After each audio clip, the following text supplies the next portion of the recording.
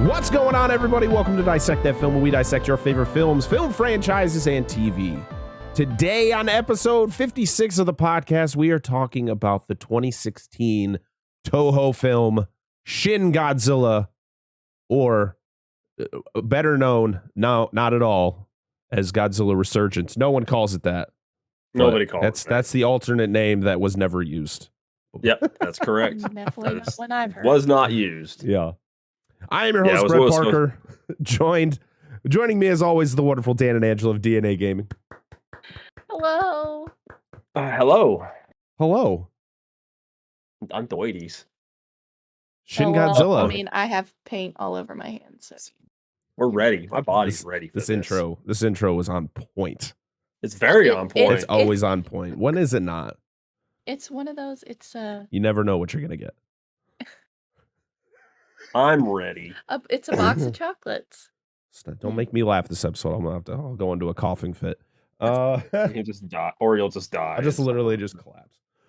So yeah, we're talking about Shin Godzilla, released in Japan on July 29th, 2016, and then 5 months later in the United States. Like we were talking about earlier, was given a title called Godzilla. Was it 3 months later? 3 months later. There you go. See, that's at least in October. Yeah. All right. Fastest turnaround for a Godzilla movie ever. It was 3 months from Japan to the United States. Yep. Because we watched it on my birthday. I did. I'll never live that shit down. She could have said no. She had every ability to say no. It was something you wanted to do. Yeah, she was just being a good wife. Things are happening. We don't know. I turned the mic off by accident. I set something on top and it turned. I was like, "Fuck!" No, yeah. So, oh my god, I'm gonna die. Sorry, everybody. You started coughing. I am dealing with allergies and fun stuff, so I just got aroused. Just gonna go into for me. Try not to go into coughing fits. Yeah. So this was also given the title Godzilla Resurgence, but Toho pretty much pushed for Shin Godzilla to be the title worldwide. Yeah, that would have been dumb. The United States was just like, sure, that's fine, whatever. They also didn't want it to coincide with Independence Day Resurgence, which came out the same year. So, yes. Which, this movie was good. That movie, not so much. So you definitely don't want to be, fair play. Somebody going, hey, is it in the same universe? Because everything's in the same universe, Oh, yeah, absolutely. That's the thing now. Thanks, Marvel. Yeah. Damn it. This clocked in at exactly 2 hours. It was budgeted at $15 million, and it made $78 million.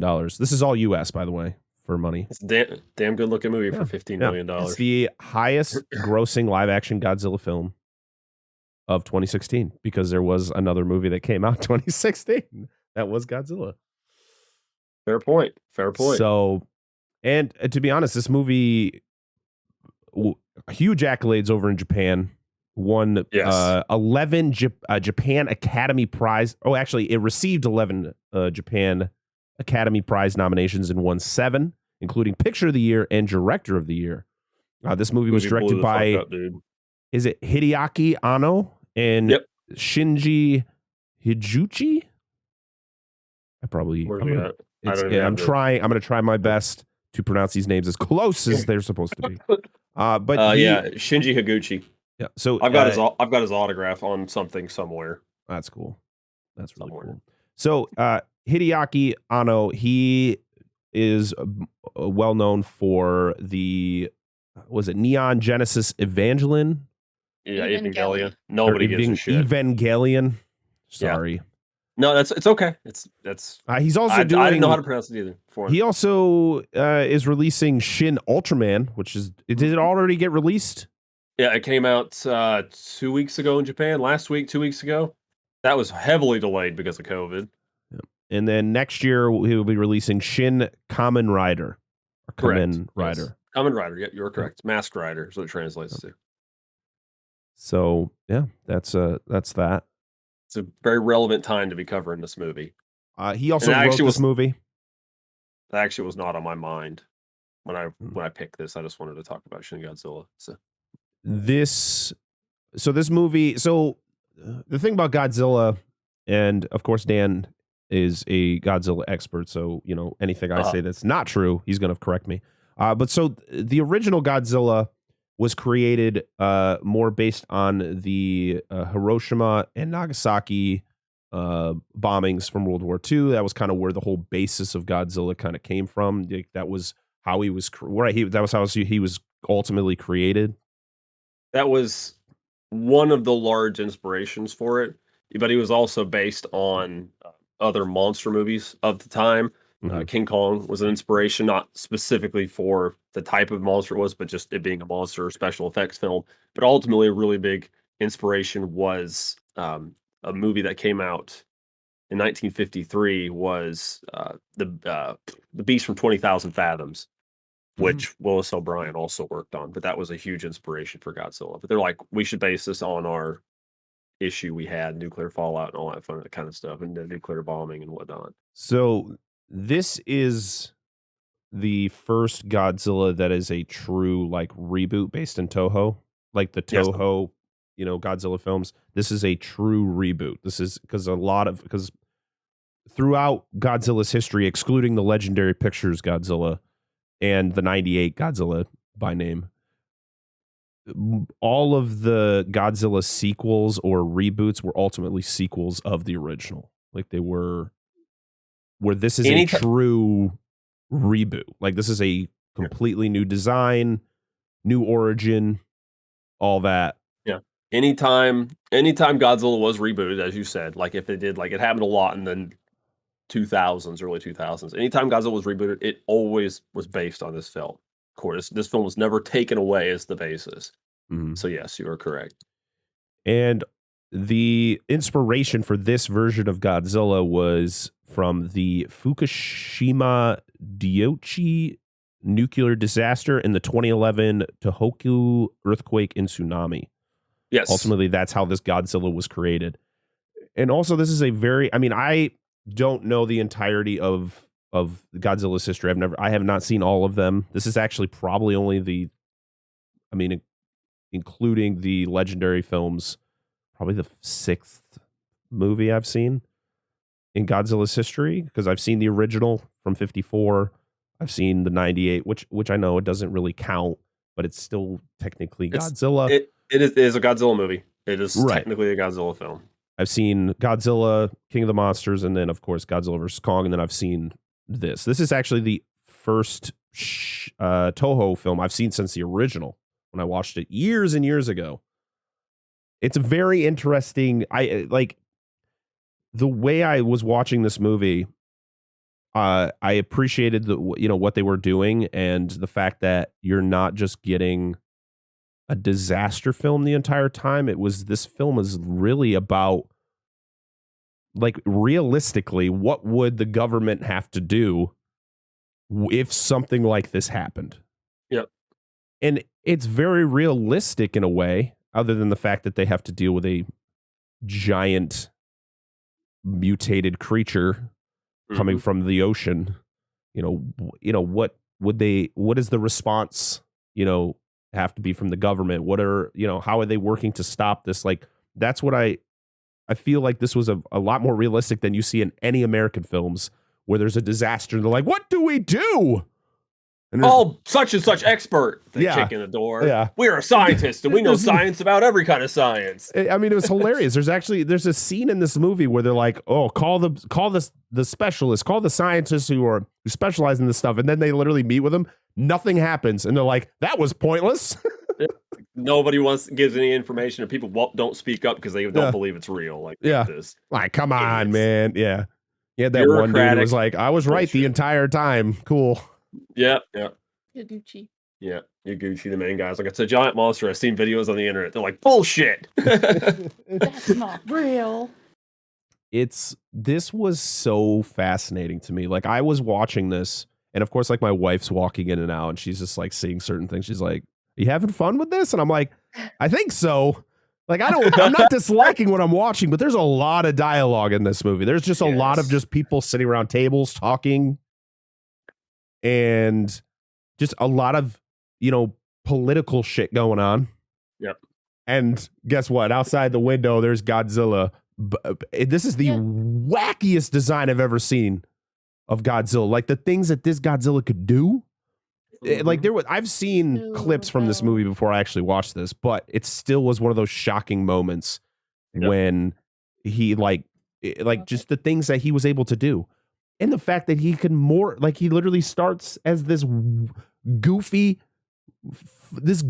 bastard just like worming his way through the city, and then he like transforms into the next stage. I was like, an ugly chicken. That's funny thing, and we'll get to it when we get to the plot, but I'm going to talk about it now. When I first saw him in his first stage, I thought that was like the monster he had to fight. I'm like, oh, okay, so this is what he's up against. Cool. When does he show up? And then he just like, oh my God, he's evolving. And they were like, wait, what? No, don't worry. That was the publicity for this film when it first came out, because all they shown in the film was the final form of Godzilla you see at the end, like middle and end of the movie. Nobody had any idea he had other forms. That was not shown at all in advertisements or anything. Absolutely it's the first time it happened in the entire franchise.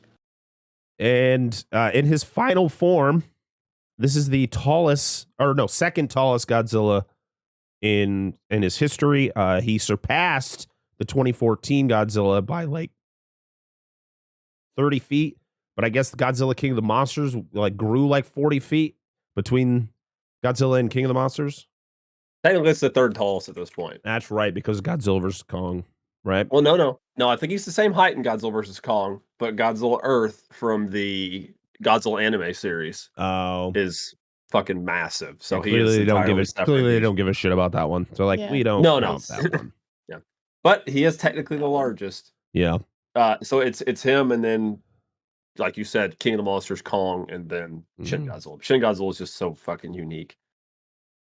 The things that he did, and I was just like, what the hell? Like, of course, you've seen a lot of destruction caused by Godzilla and his foes, but this is some of the most outrageous. Like just annihilate, like this isn't just damaging a city, this is annihilation. Like there's one scene that literally he just wipes out everything. See you later. Bye. In the coolest fucking way. The sound design, wild for him.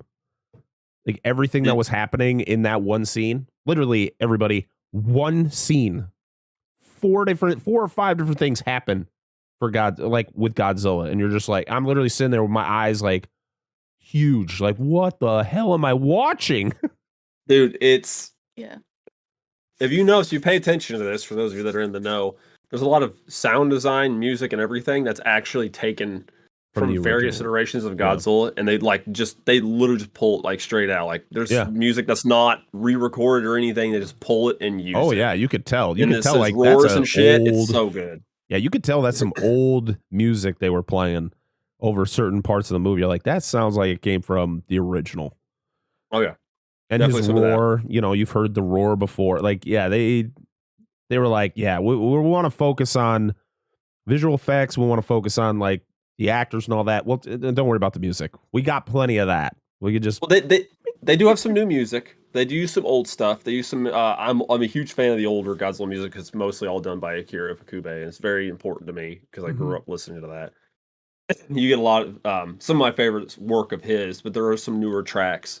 As I said, and the roar varies, because sometimes it's this roar from the original movie, where it's very harsh and grainy sounding, but there's also some newer roars from like into like the 90s, 60s, 70s. They kind of jump around and cycle different ones. So it's kind of neat. This movie was it was wild. It was absolutely wild.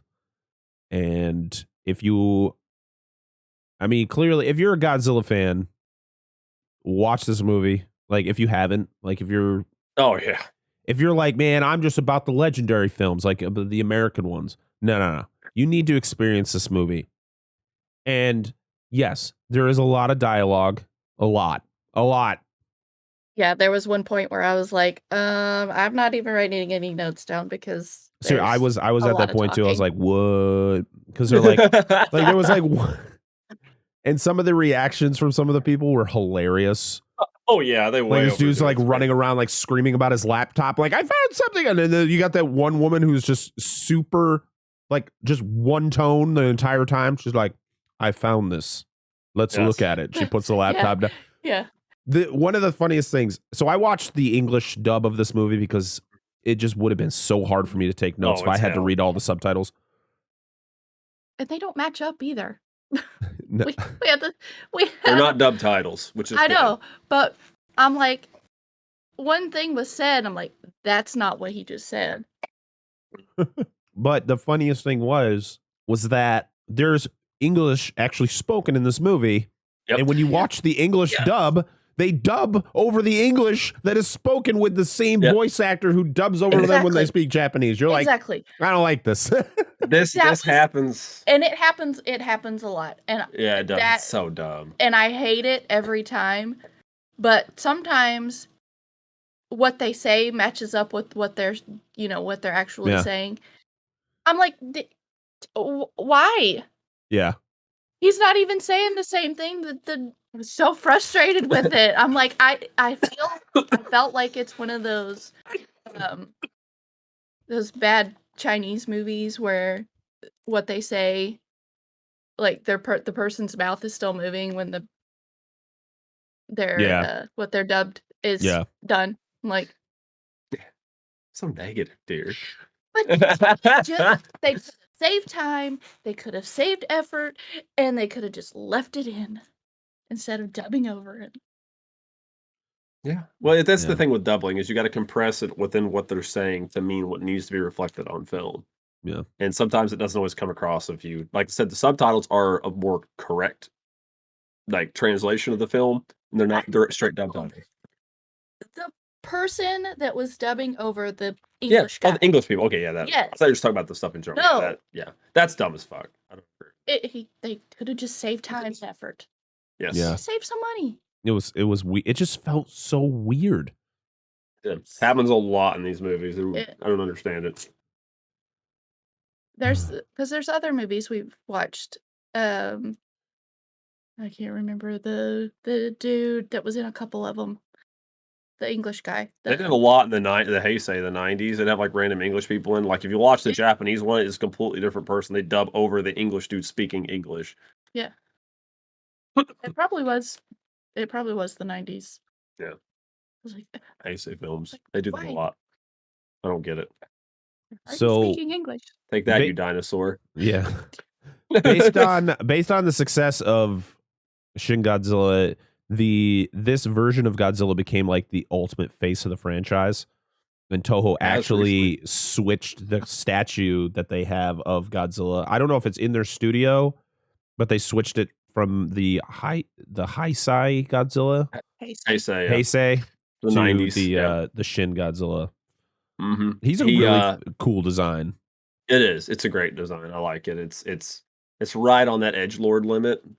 But hate his eyes. We'll talk about that when we get to the movie. No, it's they do have some statues. They have a bunch of different Godzilla statues, but yeah, he's pretty much taken it over. But they haven't done one since for the Japanese. It's been 6 years. Yeah, Dan's got his figures right here, so I'm looking at the different. We'll talk about the figures in a minute. We can't talk about Godzilla. I'm just looking. I'm all right, Dan. I mean, you can take it away here. His eyeballs are. I think. Okay, I didn't know if it was my turn to talk. You were going. So no, this is your movie, man. You talk all you want. Okay. Well, anyway, I mean, allow me to take this movie's dick out of my mouth long enough to talk about it. It's been there for a while. Yes, it has. I love this movie. This is a unbelievably divisive movie in the Godzilla fandom, but don't listen to it because a lot of the Godzilla fandom, like most big fandoms, is shit. And they didn't like the anime. They don't like anything. I love this movie because it's different.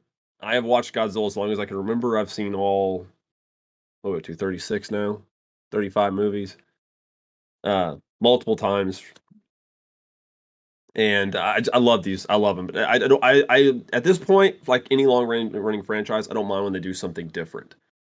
And this was a very different movie. It's definitely has a big Evangelion feel. If you're familiar with Hideaki Anno's other work. Oh God, I had this whole thing, and No, it's. I like the feel of it. I like the fact that apparently, like, this just a big, like, how the actors kind of speak quickly is just how politicians do in Japan. Apparently, they're just they told all the actors that are playing their parts talks faster than normal because that's just how politicians are. Like in Japan, I guess. I don't know. Like, I love the whole bureaucratic nonsense of it. The different branches of government, people talking about this, and oh, we should do this, but what about this? And other people just covering their own ass, and it just seemed like this. It points out the fallacy of bureaucracy, which I know is kind of a reference to Fukushima because of the apparent less than lackluster response to that disaster. Which, of course, you get references to that. You get references to the Allied fire bombings of Japan, and of course, the 2 nuclear bombs that were dropped in World War II. There's a lot in this movie. I like the characters. It's hard for me to keep up with everybody, but I know them visually. I love the 3 forms of Godzilla. I love the origin of Godzilla, how like almost indestructible he is in this movie, like pretty much unbeatable force. Like he's not even the normal like force of nature. He's just literally this destructive entity that exists just to fucking wreak havoc. And it's a great interpretation of Godzilla. It pays a lot of homage to the old films. I don't know. I don't understand why people don't like this movie, but I don't know. Maybe there's too much dialogue, but I love it. Like I've seen this movie 5, 6, 7, 8, 20 times. I don't know. But yes, watch it. Unless you don't, if you get bored of the bureaucracy, I understand, but I adore this movie so much. I could never tell anybody not to watch it. 10 out of 10. It's the best Godzilla movie they made since 1995 in Japan. Surprised you didn't go higher than 10. 10 out of 10, 10 and 11. 11. 2 dicks, way up. No, I would say this is one of my favorite Godzilla movies. Easy. This has to be my top 5. It could be somebody else's. No. Okay, your turn. Dear. It's an expression. I know. How many people have 2 thumbs? Most of them, but there's got to be people who don't. And how do they have? What if they have 3? What if they have 1? What if they have none? Goodness. This review is going great. You said it, not me. Your turn. I've not been a Godzilla fan as long as he has, so like we've watched them. I have my favorite movies.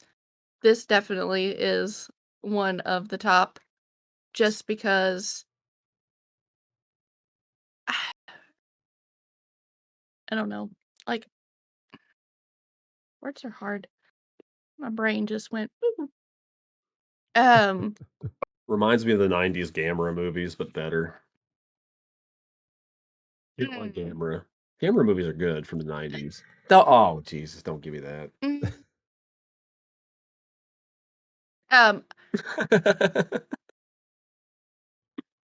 You really ruined it. I loved it. Watching it again though, not having to read subtitles definitely was more of made it more enjoyable. Yeah, don't watch it with subtitles unless you're a masochist. Just because there was things I missed having to read everything. Like you're staring at one spot on the screen and you miss subtle things that happen. Yeah. So watching it again without that, I caught some of those things, except for I did miss some names. Oh, fuck, I don't remember those people's names in this. Oh, I don't know any of their names, like to be when honest. I know Yaguchi. When they were introducing scientists and stuff in the room, like it tells you what it is. You're like, they tell you like the location every time they change the location. It tell you like where they're at, and you're like, far away. Oh my god! Why can't you just put it in the middle of the screen? It's weird. On your toes. But is definitely weird. Definitely would recommend watching it. And yeah, so anybody who's curious, because we talked about it before, and when we talked about other Godzilla movies, there are Godzilla movies I don't like. So just keep that in mind. I'm not just saying it's because it's Godzilla. It's fantastic. No, it's really genuinely good. What's the Godzilla where he rides he like glides on his tail to like drop kick someone? It's Godzilla versus Megalon. Yeah. and it's a gift. All right, you guys should appreciate that shit. It's like the one where he flies holding the giant slime monster. When he dances. He dances in the Astro Monster. It's a God Ghidorah. damn. The worst one is when they talk. What? There is a Godzilla movie where they talk.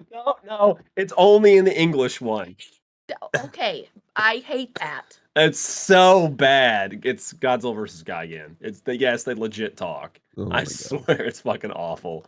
Except Oh for, well, in and Godzilla's Revenge.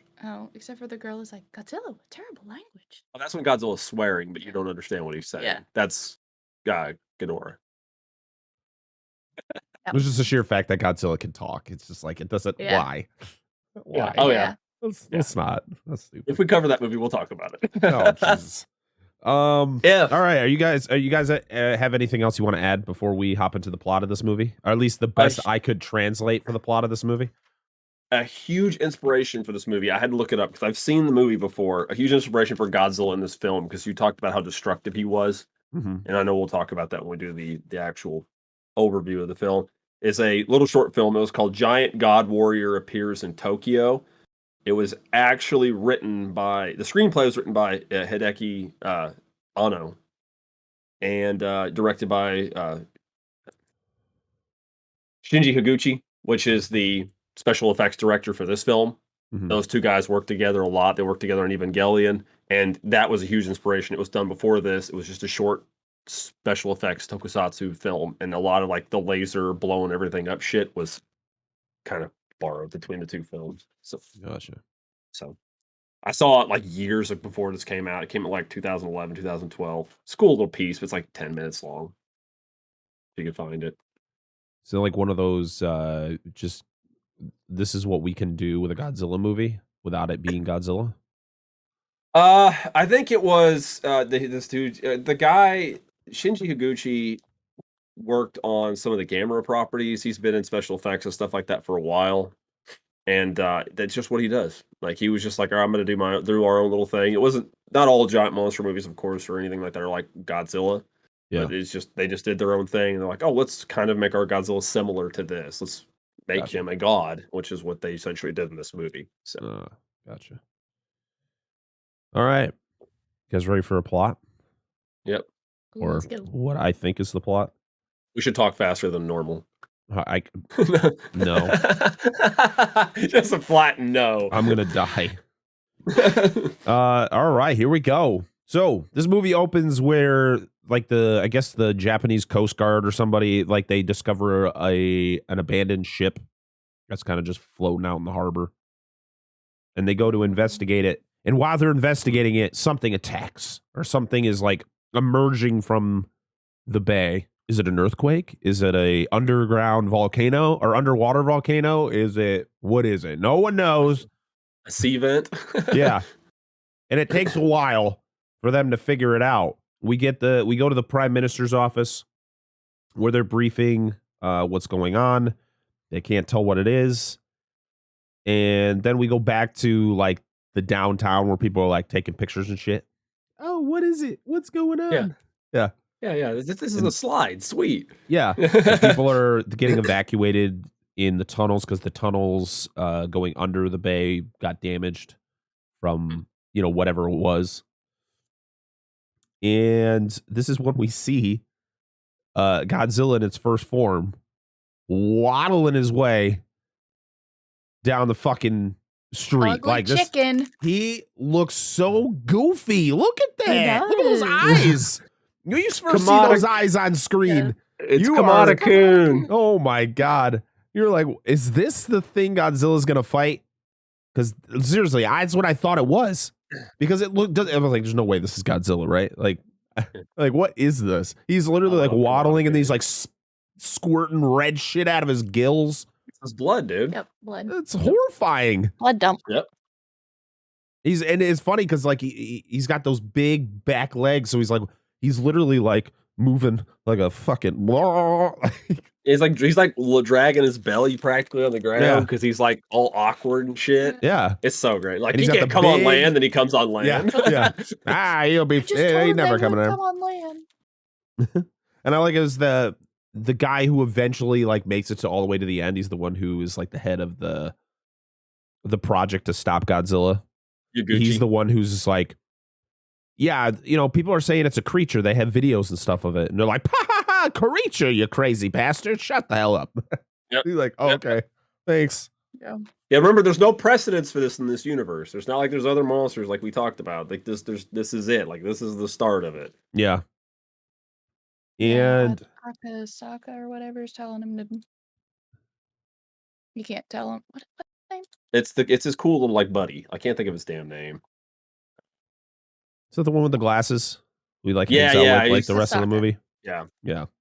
Hideki Akasaka. Yeah, Akasaka. He's So- cool. He's like, dude, just tone it down, man. There's literally scenes Shush. where they're meeting in a room, like it's a cool like room full of couches, and they're like, "Nah, we gotta move to the conference room." I was like, and it's just the same people who are in the other room. Like, why does that need to happen? All right, we gotta go And to the then conference room, everybody. There's We're like the already chain of here. command. So and so addresses so and so who addresses Yeah. so and so. They got like people behind them. Yeah, they got Yeah. people behind them. It's like, and they're like, okay, so somebody said it's this. So I will point this out. I don't know them by name for most actors, but there are some Toho alum in here from like previous, like the 90s and 2000s Godzilla movies and shit. So it's kind of nice to see the guys like, oh, I know Yeah. him. I've seen him in some movies. That's Just kind of in this boardroom. So So I call him the young advisor. I don't know exactly what his position was, but he again mentions the creature, and everybody didn't. I was like, oh no, it can't be, until a huge tail just bursts out of the water.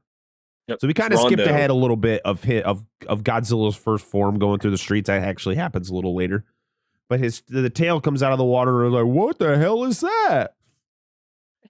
And he's sitting there thinking. Yeah, I was right, Yep. dumbass. Yep. The prime minister and his cabinet, they have to vote whether to exterminate it or to capture it, because this is a new creature, we should capture it and study it. And everybody's like, nah, we just blow it up. yeah, fuck it. Yeah. Yeah, And then- like, good luck capturing it. The creature, he ends up moving through the bay. He damages another tunnel. And he leaves like the red trail when he's like swimming through the water, which I thought was cool. Yep. Like, because he's, all that blood's coming out of his gills. The creature, the prime minister consults with his experts, and nothing happens. He literally walks back into the room. He's like, that was pointless. Yeah. What are they experts in? Stupid ass. The creature, this is the scene that we just talked about earlier, where Godzilla's first form is just crawling through the streets. He's like literally dragging boats and cars and everything, just pushing them into giant piles. You see like bridges getting broken. To be honest, I laughed at this scene because he's just so goofy looking. He's just such a goofy bastard. Yep.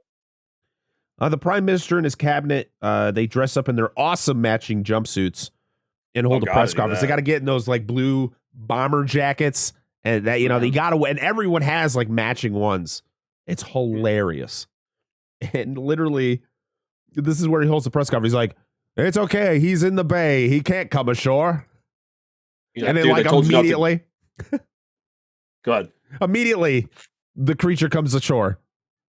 And he's like, oh, son of a bitch. I just literally told him that he couldn't come ashore. They're like, dude, we told you not to go off script. Well, I was just trying to tell the people, reassure the people. Job. Oh, God, it's so funny. So they need to set up an evacuation of this area. What was this town called? Or like this part, this city? It's got to be something. Not. It wasn't Tokyo. Because No, Tokyo was it's a like the end prefecture. result. Yeah. It's got to do with something because all the forms of Godzilla in this movie is based off of where he first appears in the movie. Because his first form is nicknamed Kamada-kun. It's not his actual name, but that's just what the fandom has named him. And it's always based on where he appears. And I just cannot think of this area. Is it Kamada? It's probably more than Kamada. It's probably Probably. Kamada something. I don't know. Hang on. I'll look. You keep talking. So the creature destroys everything in its sights. We have arguments between all the politicians on whether about using force on the creature. The prime minister is the deciding factor, and boy, this prime minister goes through a lot, and then he dies. But he has a tough time. This is a lot of big decisions for this guy, especially since some decisions are like the first of their kind since like World War II. So it's a tough decision for him on what to do. Yeah, because it's like they have to go through all the peace treaty bullshit that we boxed them into after the end of World War II, and like they can't attack unless they're attacked by an aggressor or equivalent. But does this constitute either one of those? Right. And it's just again the bureaucracy stuff that I love in this movie. So he calls for a state of emergency and military force. It's time to send in the choppers to kill the beast. We get the young advisor. He's definitely the brightest one because he's the one who it was a creature and I was right and you're all idiots. But then you get the guy who's just like, yeah, don't get such a big head. You don't want any unbridled optimism. Like, well, you guys didn't. You're the dumbasses who wouldn't believe me. The creature just stops dead in its tracks. It lets out a huge roar, which is, I love the roar. And he evolves into his second form. You're right. You're correct, actually. The neighborhood he comes out of is Kamada. And after he evolves, he continues on his path of destruction. Yeah, he gets more upright, gets some actual arms. And this is we'll bring it. This is Shinagawa-kun. That's the one. The eyes. The eyes. The eyes are. The eyes. Yeah. It still has the eyes from Kamada-kun. Bigger. But he's cute. Do you have every form of Shin Godzilla? I do. Yes. Okay. I bought the bundle when the movie first came out. I ordered it from Japan. Very cool. Very cool. The choppers come in, but are very surprised when they come around the corner and it's not the same creature that they remember seeing earlier. They're like, "What the frick? Yeah, I'm good. I'm going to turn around now." They are told to fire, but literally two people, civilians, are crossing like a train track. And they're like, "Whoa! No, we can't. Halt the attack." We get a lot of destruction in so little time. Yep. Everybody's worried about their career. Yeah. Godzilla's out there just destroying everything. Just walking around. The prime minister and the staff, they go out and they walk around and like assess the damages. You should point out that after they decide not to shoot him, that Godzilla like bolt beelines to the ocean like quick like, and then disappears into the harbor. Oh yeah. Then they go out and assess. Yeah, I don't have to mention it. You just said it. Yeah, see, it's true. That's true facts. Mm-hmm. The military, they look for the creature and they prepare for another attack, as you should. People come together to study the creature and they talk about how it keeps evolving. They're like, "What the? I've never seen anything like this. This is wild." It has 8 times the genetic material as a human, like genetic information as a human. And I guess the Americans have information that we don't know about this creature. Yep, the Department of Energy. So of course the Americans know things. Yes, Why wouldn't we? And I guess there was a carcass of another creature that like they had. Did they? Well, they had that? They got blood samples and tissue samples and stuff from it when it came ashore, but the U.S. took most of it. So. I thought they mentioned something about they had like a corpse of another creature and they got rid of it. But we don't know. All right. So they determined that it's radioactive. Yes, sir. And they don't believe it until someone else figures it out. Twitter. Yeah, literally. It's because that really stern woman, she figures it out. She's like, "He's radioactive," and they're like, "Ha, you stupid girl!" And then like some other guy, literally like 5 seconds later, he's the one who's running around with the laptop, like, look it. Yeah, and then you see radioactive. And you see that like it does that thing where it cuts to like Twitter where people were already figuring it out to begin with. But you like, can't read any of it because I don't know anything. I don't know Japanese, so I'm just like, oh, I don't know what these say. But that's relevant though. If something like this happened, like 100%. Social media would have it long before anybody else did. I mean, this is 2016. Like, yeah, it just it's very relevant. Yeah. We get a deputy chief to the U.S. president is meeting with the prime minister. She is, what the heck is her name? Kyoko. Satomi Ishihara. That's the actress's name. Yeah, it's just Kyoko. Kyoko, yeah. And she So I guess one of the hardest parts of her entire performance, since she is a American diplomat, she had to learn English because she has English speaking lines. I guess that was like the hardest part, which is understandable. Yeah, it's totally understandable. Especially when people say that English is the hardest language to learn. Yep. It's true. It's true. But she comes in, she's super cocky. She's just like, listen, we got information. You want this information. Give us what we want. We'll give you what you want. And the dude's just like, all right. Sure. So she's very strong-willed. She knows how to get her own way. They have to get a professor who has intel on the creature, or like has a lot of information that could help with the creature. Was it like Professor Goto? Goro. Yeah. Okay. This is a reference by name, nothing else, to a character from Son of Godzilla. He was the reporter that actually came to the island. He the Sogel Island. His name was Goromaki, and I think it's just a name reference and name only. That's it. There's no significance other than he's in another Godzilla movie. So they need to search for the professor. They never find him, right? No, that was his vessel at the beginning.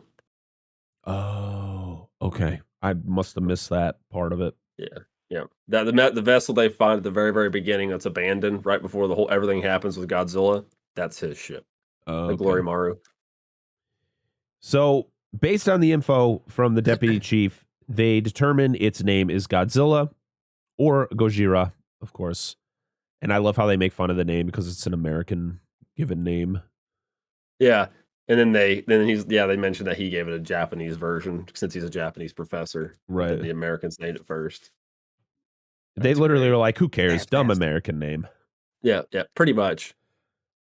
They determined that Gojira was feasting on radioactive waste that was dumped in the bay or harbor, whatever you would consider this.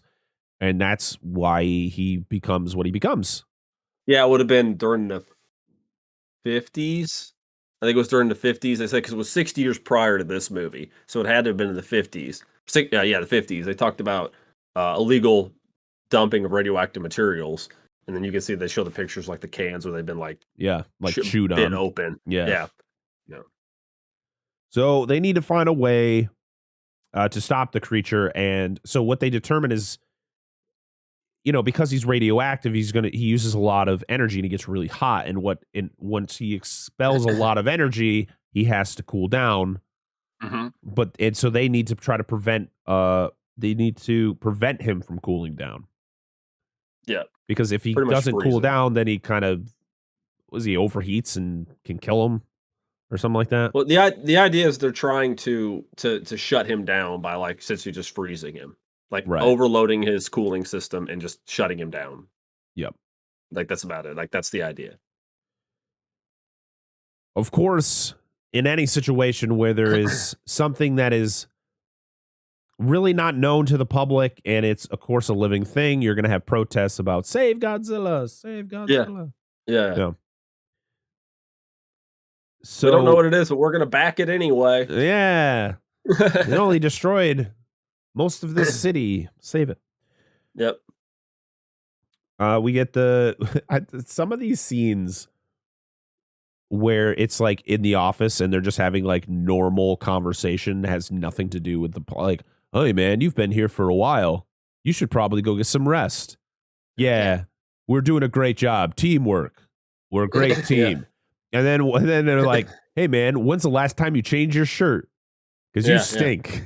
Yeah. And then that woman comes up, she's like, yeah, you stink. You should change your shirt.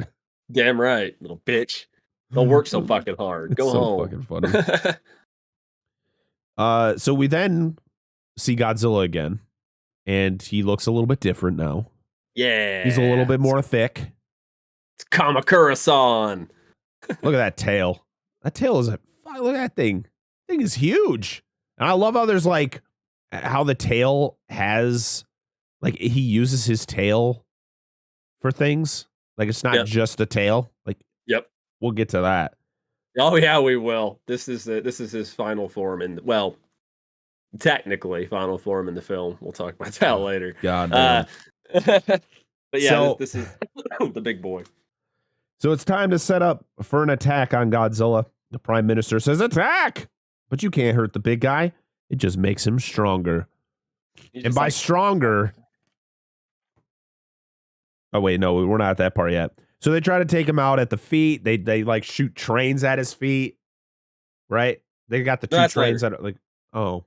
That's not, no, this is where they attack him with just the tanks and then the helicopters. Right, they're like shooting at his knees and in his face. Like trying to like get him to fall and all that. Yeah. And it's literally doing nothing.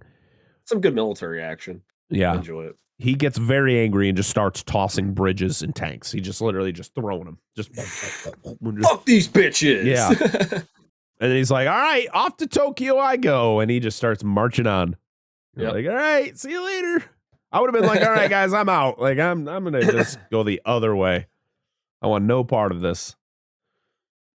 And you find out that Godzilla's got some internal nightlights. He glows. Yes, he do. So he can see things in the dark. Like he gets scared of the dark, so he's got that nice.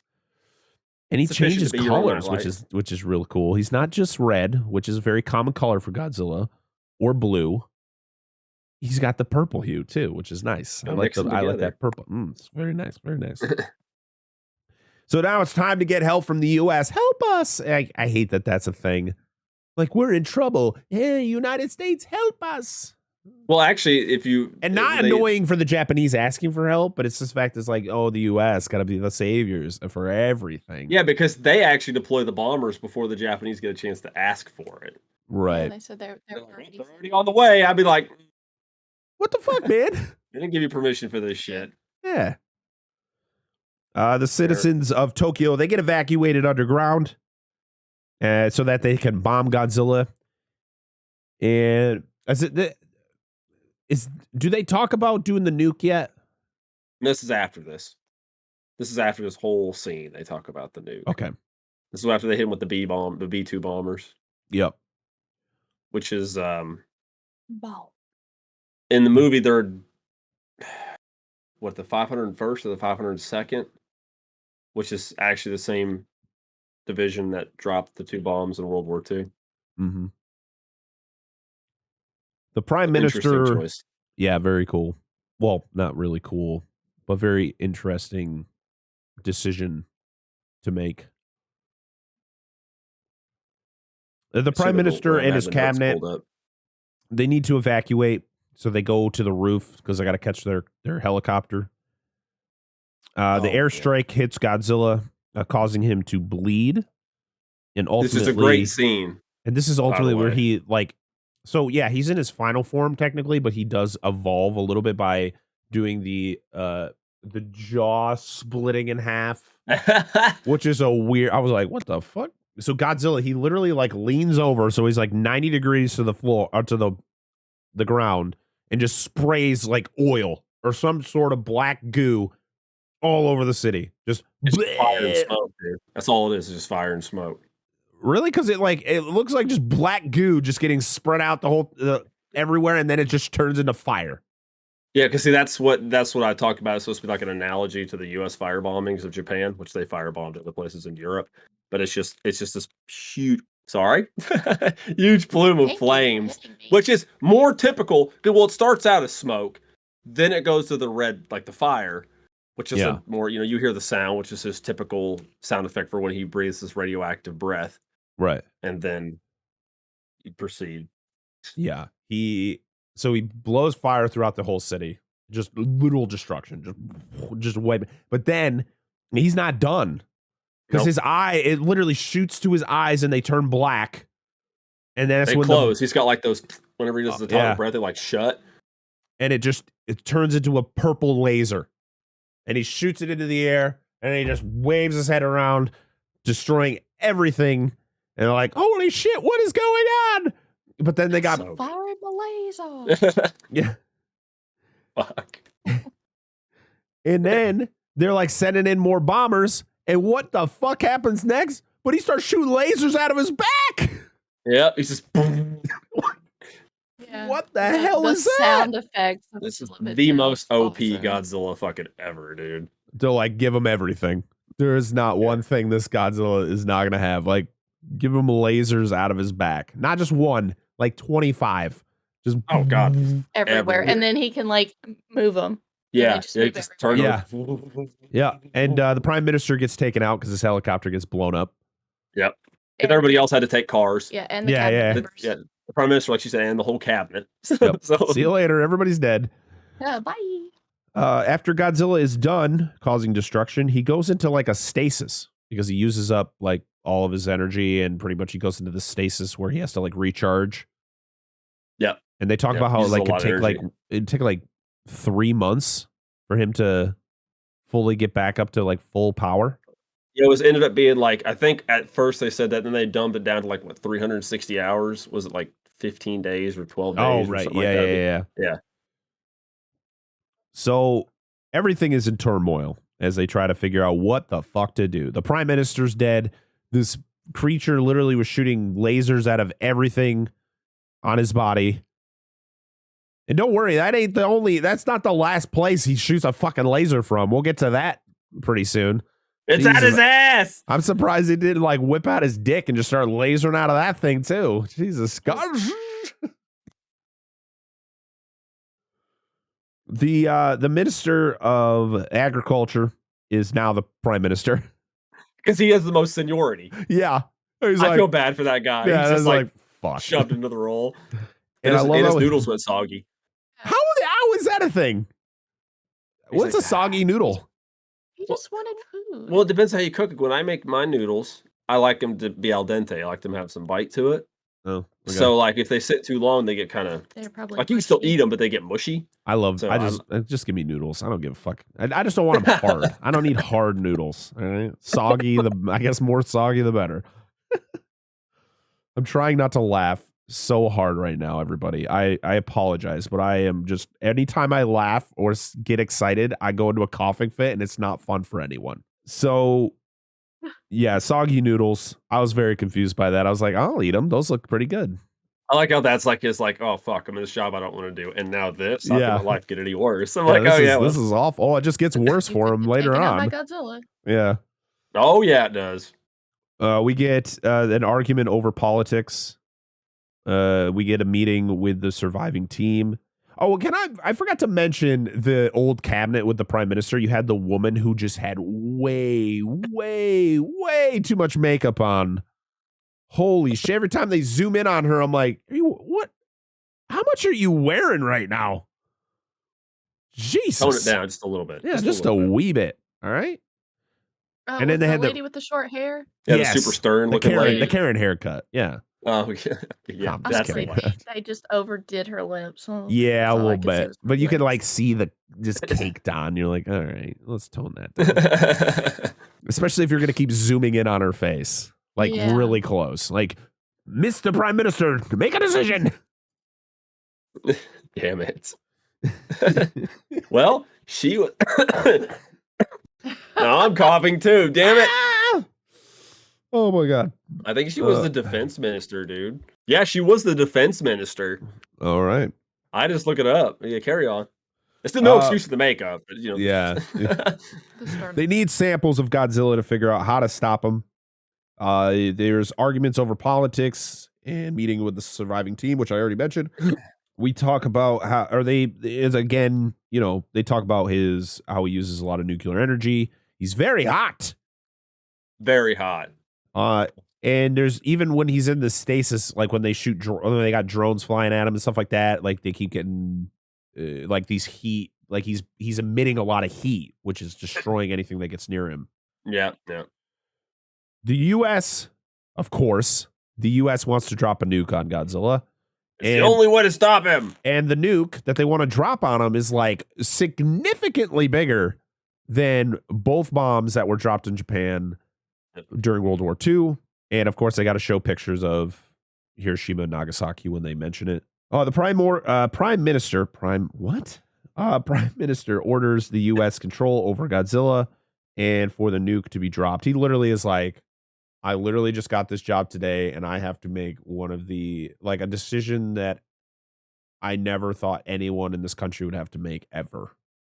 Yep. And he's like, you feel bad for him. He's like, I'm gonna be the guy known for this to happen.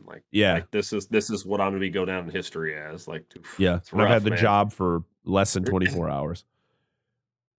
The team that young advisor who predicted the creature and the stuff, I can't remember his name. You guys know his name. Yeah, Yaguchi. He's leading the group that's creating this freezing method on Godzilla. They're going to try to like pump him full of coagulant to freeze him so they don't have to use the nuke. Yeah. It's like, I'd rather the country not get blown to smithereens. Like if we because can do this in a different way. You guys are over there playing with your toys. Yeah, she's like, "Is this a bottle opener?" I was like, "It's not a fucking bottle opener." Oh my god, you could! I guarantee that we'll open a bottle. Absolutely not. 100%. And then they're debating amongst themselves because they kind of realized Godzilla's evolutionary ability is instantaneous. So whatever coagulant they could put into him doesn't mean it'll actually work. Right. Because he could just evolve around it. And they need like a shit ton of it. It was like 300 and something kiloliters or whatever. Yeah, it was ridiculous. Yeah. Drink up. This is when you get the line that man is more frightening than Gojira, and I was like, yep, that's true. Very true. They're pretty. She says that now. Yeah, they're rushing to get everything set up to freeze Godzilla. They're like literally in crunch mode because they want to make sure they can get this out before they decide to drop this nuke. 15 days until Godzilla is all recharged, as we mentioned earlier. Mm-hmm. I thought they said 3 months for some reason, but yeah, it was 15 days because it was 360 hours or 350 hours. Yeah, well, there's no real precedence for this. Right. It's just... I wrote 15 minutes. I don't know where 15 minutes? Damn, you're quick to get this over with. Godzilla's just like, they just took a cat nap for 15 minutes. Yeah. Like, I'm good, guys. Mark the more destruction. Battery 100%. Let's roll. Power nap. There's more evacuation. We get a secret meeting with PI. Who the fuck is that? I don't know. About Professor Maki and more info about Godzilla. Oh, for a private investigator. There was like a dude who was meeting on a bench and he gives them information for something else. I was like, what the fuck is a PI? Write your notes and know what you wrote. Yeah, it's all right. Man. Well, I mean, I got 15 minutes written down. And I don't yeah, but at least you knew it said 15 minutes. I'm sitting here like, what the fuck does that even mean? And I'm the one who wrote it. Oh, boy. I don't know. Godzilla's inner working is like origami. I like that whole analogy there where they're like putting all the maps together or all the things together to kind of figure it out they take all of the mapping of his inner workings and they kind of fold it up into origami and they are able to figure out exactly like what he's made of or like what does what. And yeah, well, it's that thing that Maki left behind before. I'm assuming it was like a suicide note thing. I'm assuming because it's ironic that he disappears and he's found right before Godzilla. And I think that's got something to do with it, but that's not neither here nor there. It's just a theory. But it's that whole layout. It's supposed to be like his chemical composition, molecular breakdown, and all that stuff. But it's cryptic as fuck. But then they realize the origami and like, oh, if we fold it this way, then everything makes sense. Yep. Which still didn't make sense to me. You realize that he's pretty much immortal. And he has unlimited evolutionary potential, and he can survive indefinitely with only oxygen and water because he could rip radioactive material out of the oxygen and water elements passively. He does not need to ingest radiation anymore. He can literally absorb it from around him. How OP can you make Godzilla? And not to mention, when you talked about earlier, when they were collecting samples of him, when they got hit by the bomb, they realized that any part of Godzilla that falls off of him, or skin, tissue, or anything like that, can regrow into another Godzilla. He reproduces asexually. Like, he could just make more. Start shaving it off. Yep. Leave it here. Yep. He's I don't know, stupid. And they figure out that he can actually... I don't know if they determine it that he could be killed by the coagulant, or it was kind of just one of those things that like we could stop him in his tracks. They determined that if I remember correctly, that the coagulant can be used to, like you said, to stop him, literally completely freeze him, stop him in place. because what it does is it doesn't necessarily interact with his cells and tissues. It would actually, like directly inside, it would actually coat the outside of them and stop processes of his tissues. So it literally put all of his functions into stasis. So it would work. So like at this point in time, evolutionarily, it should work without an issue. The kind they come up with. We get the U.S. scientists. They're happy to help solve Maki or whatever his name is riddle. He has like a riddle to. What was the whole riddle about? That was the thing they figure out. They fold the paper like origami. That's what they figure. Like they figured that out, and then breaking it all down and gotcha. That whole process. They asked to deploy the plan, and at first it's denied. And the guy's like, "Well, probably be best if we tried this instead of you, dropping a giant nuke on, on your own country, yeah, and being that guy." And he's like, "Okay, we'll give you this chance." Because the other guy's like, "Dude, you just got to roll with it. Like this is just what's going to happen." And he's like, "Nah, dude, I can't do that." Yep. But they have to test it out and set it up. Kyoko, they actually got go ahead. Sorry. No, go ahead. They actually got the prime minister to agree. And he's like, well, talk about they need to make their own decisions, not let other countries do it for them. So right. Like this is our country. We should be ones making the decisions, not somebody else on the outside.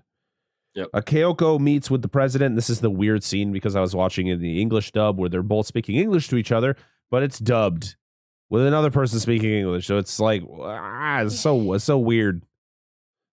I don't like it. But ultimately, it's... So, was Kyoko born in the United States?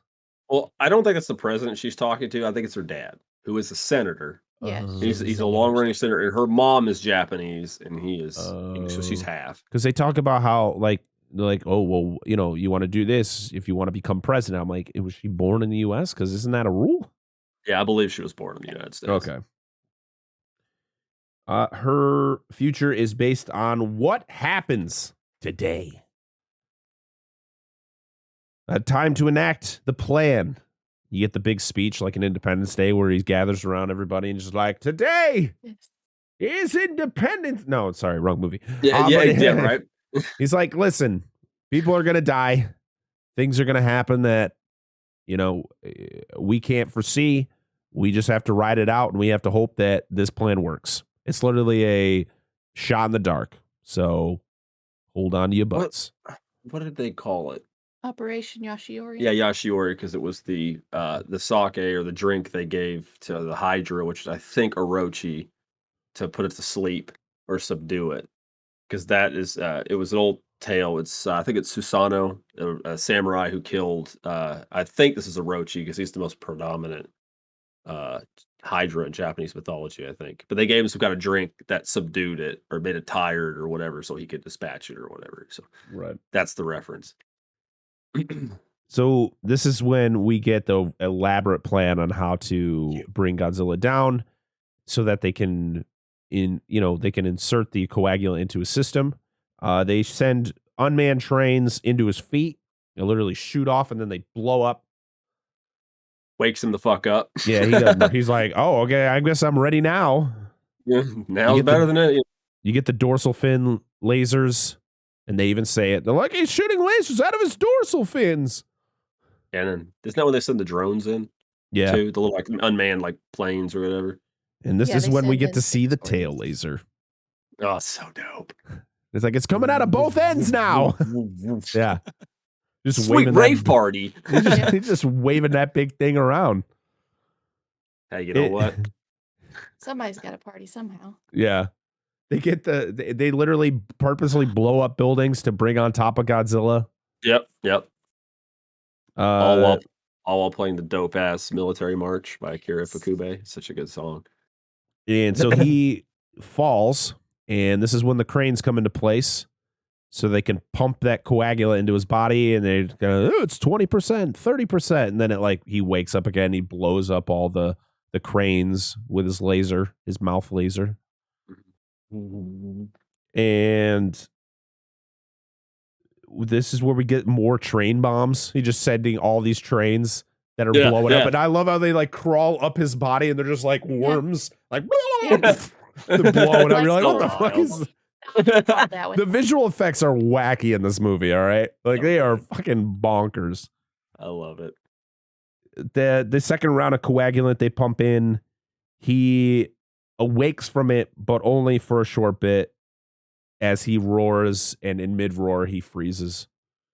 Which is his that roar is his original from 54. Oh yeah, you can definitely tell. So it's got that real deep, like crackly bass to it. It's so good. And they talk about like he's not dead at the moment, but eventually he will die. And I just like how he's just a monument in the middle of the city. He's just like, he's there, guys.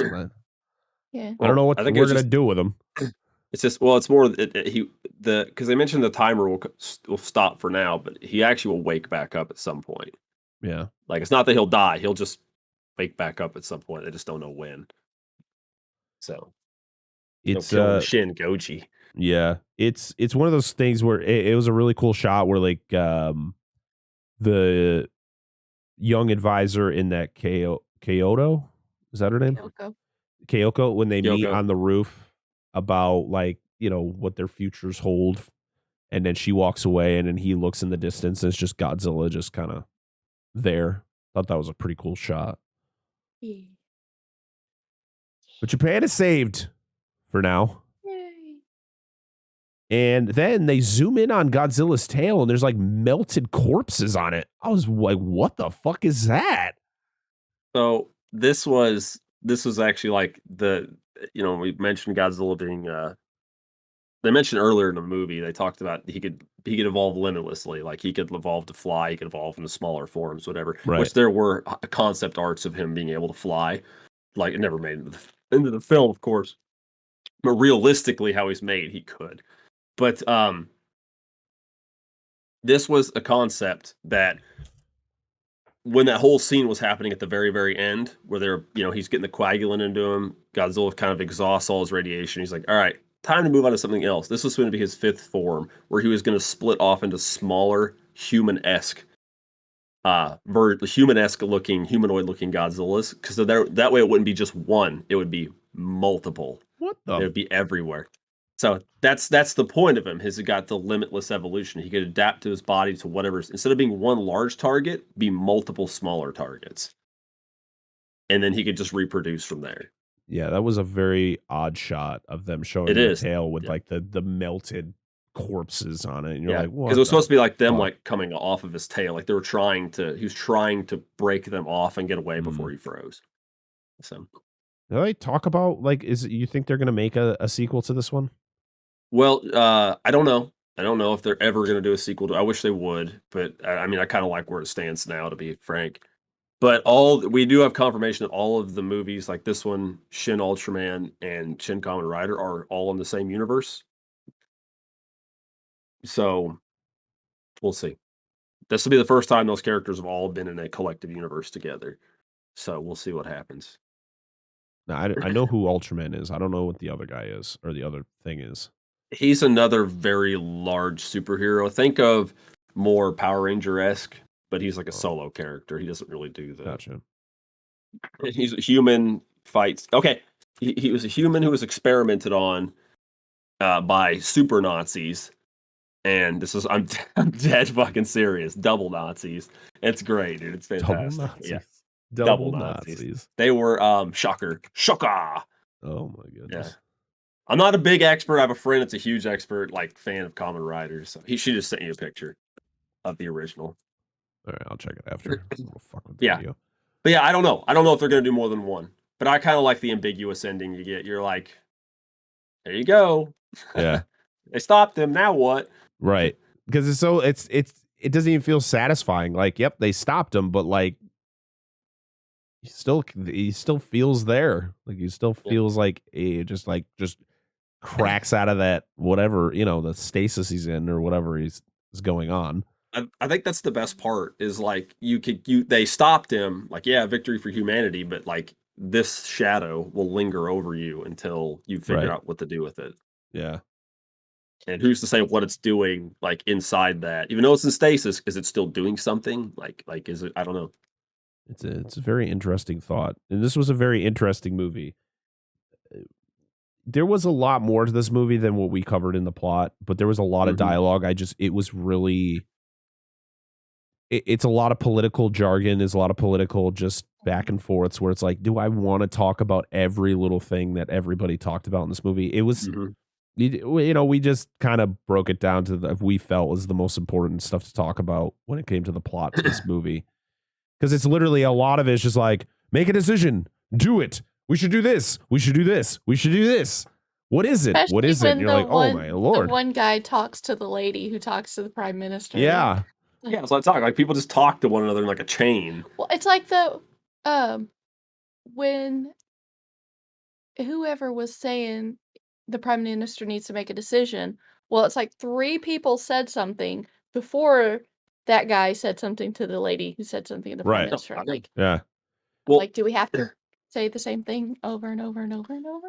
Something that is mentioned in the movie that's also, because there's a lot of like vague stuff, or it's like a lot of hearsay and conjecture and so on and so forth. Right.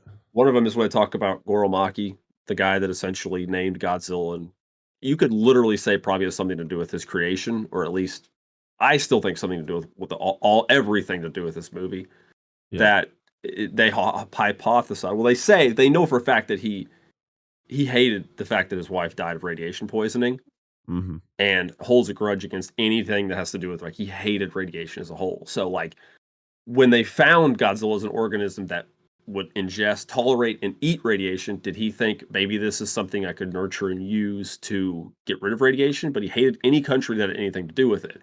So he hated the U.S., likely hated his home country for not helping his wife that died from radiation poisoning. And he essentially died and just like, all right, here's this thing I'm unleashing, or had possibly something to do with. If you guys figure, here's some clues, figure the fuck out, like what you need to do, or you're fucked. Yeah, I mean, so very, very interesting. There is a lot of stuff, like you said, we did not touch in this movie at all. I mean, this Godzilla definitely is the most OP Godzilla we've ever seen. Hell yeah! Based on the abilities he had, it was just wild. Like lasers out of his back, his tail. His freaking jaw and hinges, like, just splits into 2. He shoots fire, then it shoots a laser. I love the sound design between when the fire's coming out and then it turns into the laser, and his like head moves up. Like, you're like, what the fuck? I always like the thing with this Godzilla is if you're familiar with, like, I think most people that watch this will be familiar with, like, the legendary Godzilla films. Yeah, is this Godzilla's not like that.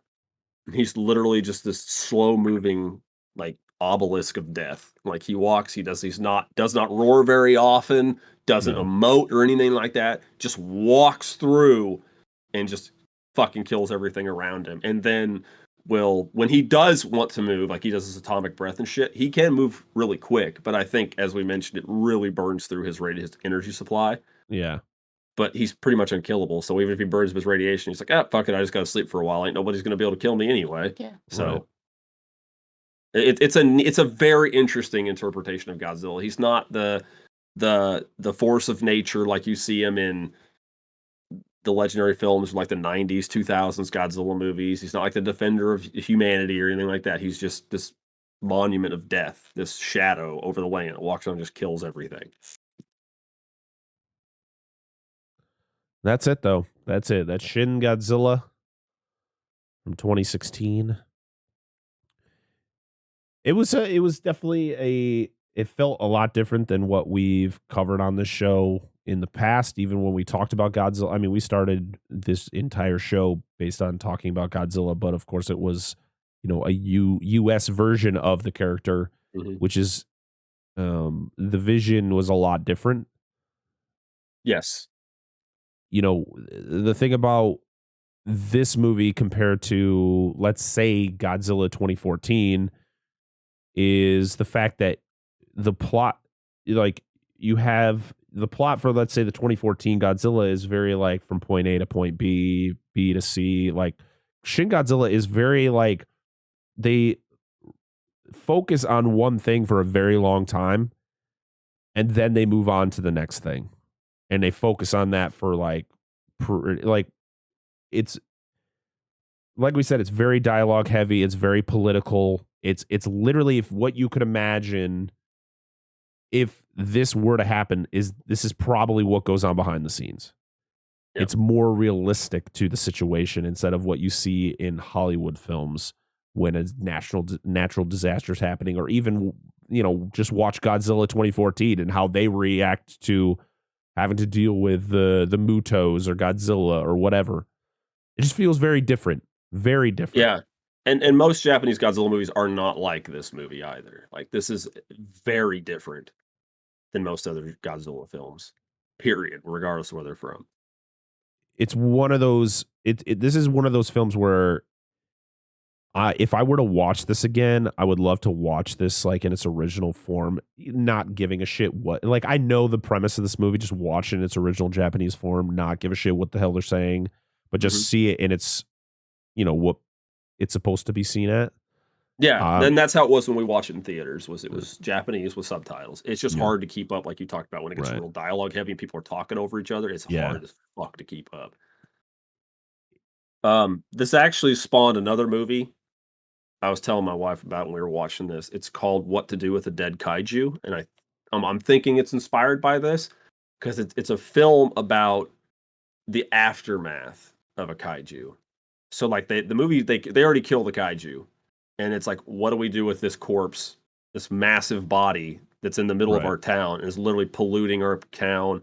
What, like, the citizens rebounding their lives? It's another political kaiju movie. It's kind of neat that Shin Godzilla almost opened a doorway for a subgenre, within kaiju films. Yeah, because you never really see those things in these movies. No. It's like, oh, the kaiju's dead. Yay, life is Movie's better. over. And it's like, what about the city that just got destroyed? It's not like you can rebuild it in a couple days. That's like years, decades where, I'm hoping it's good. I think it's already come out. I have no idea. I don't know anything about a English release, but I don't know. I'm happy I watched this movie. I'm happy you recommended this because being able to, broaden my horizons into something that I probably wouldn't have watched, on my own. So thank you for that. No problem. I'm glad you at least got some enjoyment out of it. I know it's not for everybody. I can understand why people really love this movie, but again, there's also a cultural barrier here on this movie. There's some really heavy Japanese stuff in this, more so than most Japanese stuff I've seen. So. Do we have any final thoughts on Shin Godzilla before we get into our end of show rigmarole? Dear? Nothing. I do have one final important thought. That when you have a baby Godzilla, whisper to it, "Hi, baby Godzilla," in a very soft voice, and then go watch Jurassic Park 3. Go look up the Shin Godzilla baby Godzilla meme if you could find it. It's from one of those pages where you can, like, the ask how, and they give you like the dumb explanation of how to do shit on I don't know the website. There's a website where they give you like how to on the internet. And it's usually these fucked up little like images and they don't make sense, but this is what this is from, and it's one of my favorite Godzilla movies because I still want to plush Kamada King so fucking bad. So good. But yes, go watch Jurassic Park 3, our video. Yeah. And then always. Yeah. Next week on the podcast in episode 57, we are going to be sitting down talking about Steven Spielberg's E.T. It is celebrating its 40th anniversary this year, so we decided that what better time to talk about it than right before its anniversary. So we're going to sit down and talk about E.T. next week. Also, we're going to have a fresh cut of Top Gun Maverick out right before that. So make sure to stay tuned for that. I'm very excited to talk about that movie. Other than that, thank you all for being here. Sorry if I didn't sound as energetic as I usually do. My voice is just not where I want it to be right now, so I apologize. But I hope you all enjoyed listening to the show, especially talking about a movie that maybe you didn't expect to hear us talk about. But it's always exciting to branch our horizons and talk about, especially movies that people are passionate about. Clearly, Dan likes this movie. Look at them all. They're all adorable. Goofy as fuck, but they're adorable. No, I don't buy kaiju figures as much as I used to, but every once in a while I get them. But until next time, I am your host, Brett Parker. That is Dan and Angela of DNA Gaming. We are Dissect That Film, and this has been the Dissect That Film podcast number 56. We'll see y'all again next time. Bye-bye. Bye.